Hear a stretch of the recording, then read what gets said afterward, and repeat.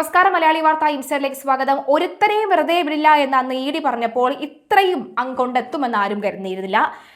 MV. ഗോവിന്ദനും ബ്രിട്ടാസിനും കുരുക്ക് മുറുകുകയാണ്. പ്രതിപക്ഷ നേതാവ് പിണറായി വിജയന്റെ വസതിക്ക് മുന്നിൽ എൻഫോഴ്സ്മെന്റ് ഡയറക്ടറേറ്റ് ഉദ്യോഗസ്ഥർക്ക് നേരെ ഉണ്ടായ ആക്രമണവുമായി ബന്ധപ്പെട്ട് അന്വേഷണത്തിൽ പോലീസുമായി സഹകരിക്കാൻ CPM തീരുമാനം.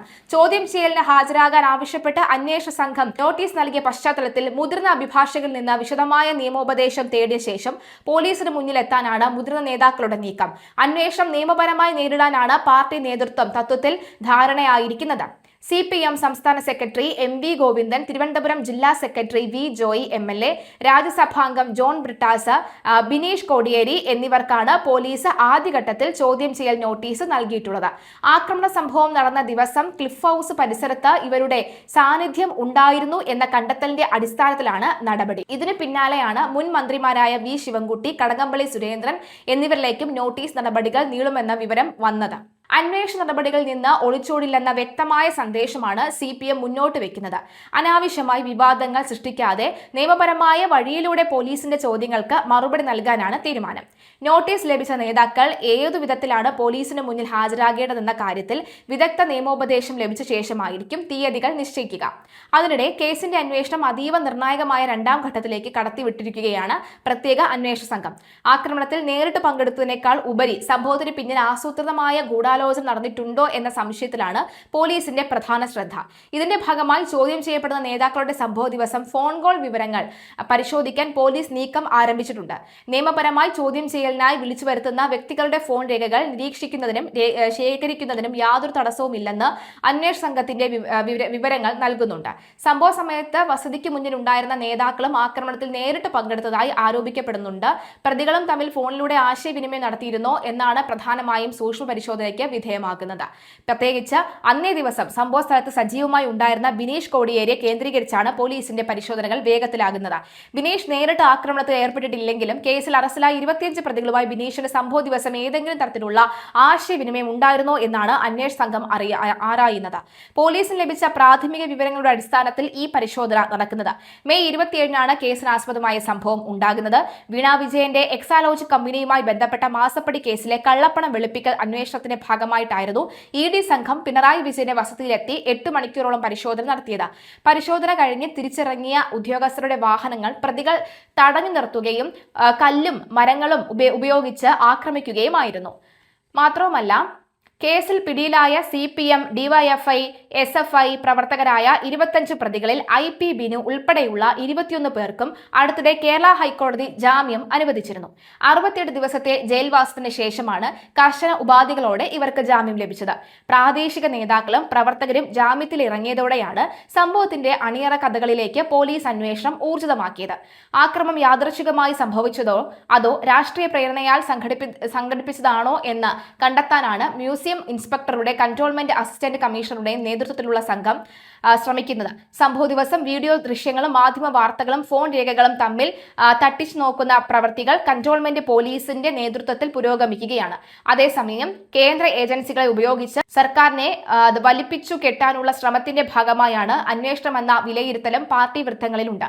എന്നിരുന്നാലും അന്വേഷണ ഏജൻസിയോട് പൂർണ്ണമായും സഹകരിച്ച് നിയമ പോരാട്ടം നടത്താനാണ് CPM തീരുമാനിച്ചിരിക്കുന്നത്. നേതാക്കളുടെ ചോദ്യം ചെയ്യലും ഫോൺ രേഖ പരിശോധനയും പൂർത്തിയാക്കുന്നതോടുകൂടി കേസിൽ കൂടുതൽ വ്യക്തത വരുമെന്നാണ് കരുതപ്പെടുന്നത്. എന്തായാലും ബിനീഷ് കോടിയേരിയും M.V. ഗോവിന്ദനും ബ്രിട്ടാസും ഒക്കെ തന്നെ അന്ന് ഈ സംഭവം നടന്ന ദിവസം പ്രതികരിച്ച ആ പ്രതികരണങ്ങൾ ഒന്ന് കേൾക്കാം. യഥാർത്ഥത്തില് തീയിൽ കുരുത്ത് അഗ്നിബാധയിലൂടെ മുന്നേറിയ ഒരു നേതാവാണ്.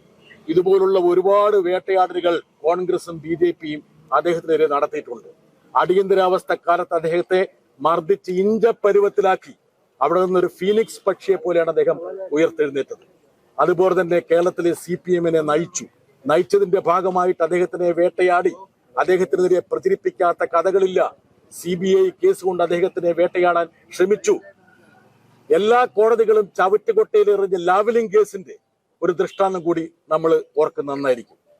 ഇപ്പോൾ നടക്കുന്ന ഈ വേട്ടയാടല് എന്ന് പറയുന്നത് പിണറായി വിജയനെയോ CPM-നെയോ തളർത്താൻ വേണ്ടിയാണെങ്കിൽ അത് കോൺഗ്രസിന്റെയും BJPയുടെയും വ്യാമോഹം മാത്രമാണ്.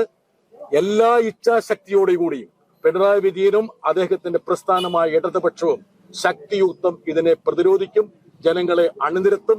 ഇമാതിരി കള്ളക്കളികൾ മനസ്സിലാക്കാനും തിരിച്ചറിയാനുമുള്ള ബോധം കേരളത്തിലെ ജനങ്ങൾക്കുണ്ട് എന്നുള്ളത് ഈ റെയ്ഡിന്റെ പിന്നിലുള്ള യഥാർത്ഥ യജമാനന്മാരായ കോൺഗ്രസും BJPയും മനസ്സിലാക്കുന്നത് നന്ദി. 1,70,70,00,000 രൂപ ബാങ്കിലൂടെ നീതമായ മാർഗത്തിലൂടെ നികുതി അടച്ച് ഒരു ബിസിനസിന്റെ ഭാഗമായി വാങ്ങിയതിനെ കുറിച്ചുള്ള അന്വേഷണമാണ് നടക്കുന്നത്.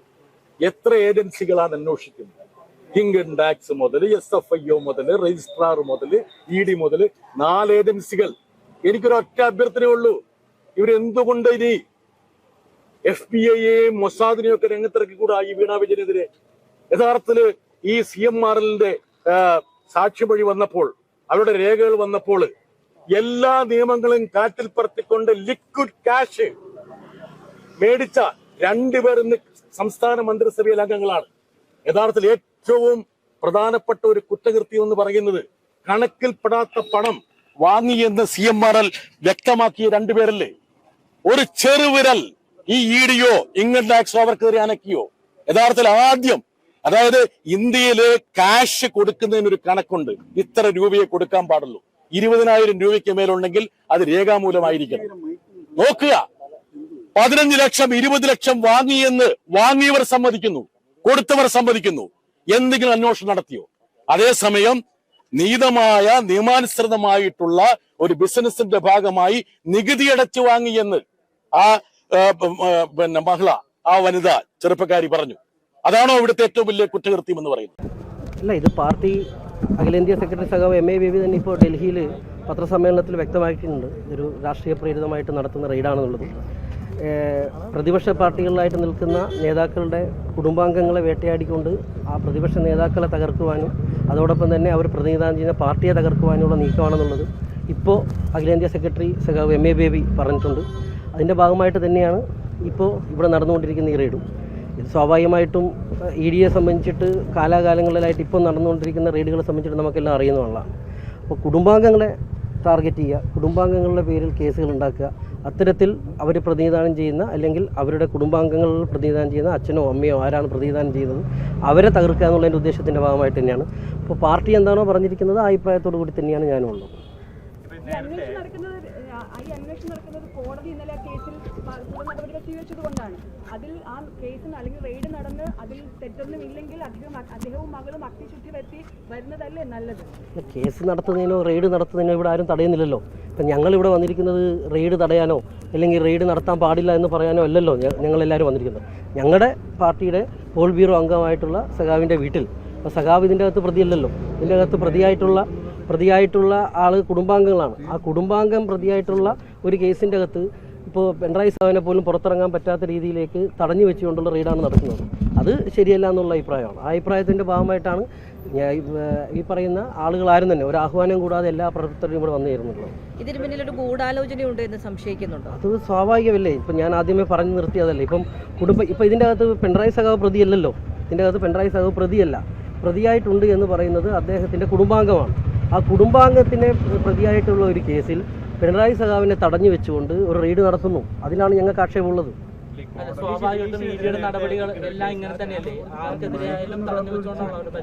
അതെ, അതിൽ ഈ പറയുന്ന നിങ്ങൾക്ക് ആക്ഷേപമുള്ള വ്യക്തിയെ നിങ്ങൾക്ക് ഈ പറയുന്ന ഭാഗമായിട്ട് റെയ്ഡ് നടത്താൻ കാര്യം നടത്താം. പക്ഷേ കുടുംബാംഗങ്ങളെ ഇപ്പോൾ അച്ഛനെയും അമ്മേനും തടഞ്ഞു വെച്ചിട്ട് റെയ്ഡ് നടത്തേണ്ട കുട്ടി അവിടെ ഈ പറയുന്ന 15 വയസ്സ് താഴെയുള്ള കുട്ടി അതിൻ്റെ അകത്തുണ്ട്. ആ കുട്ടിക്ക് ഈ പറയുന്ന പോലെ മനുഷ്യാവകാശമൊന്നും ഇല്ലേ? ആ കുട്ടിക്ക് ബാലാവകാശം ഇല്ലേ? ആ കുട്ടിയെ തടഞ്ഞു വെച്ചിട്ടുണ്ടല്ലോ നിങ്ങൾ റെയ്ഡ് നടത്തുന്നത്. അതൊരു ശരിയായ രീതിയാണോ? ഇതൊക്കെ അനുഭവസ്ഥരായിട്ടുള്ള ഒരാൾ എന്ന നിലയ്ക്ക് ഞാൻ പറയുന്നത്.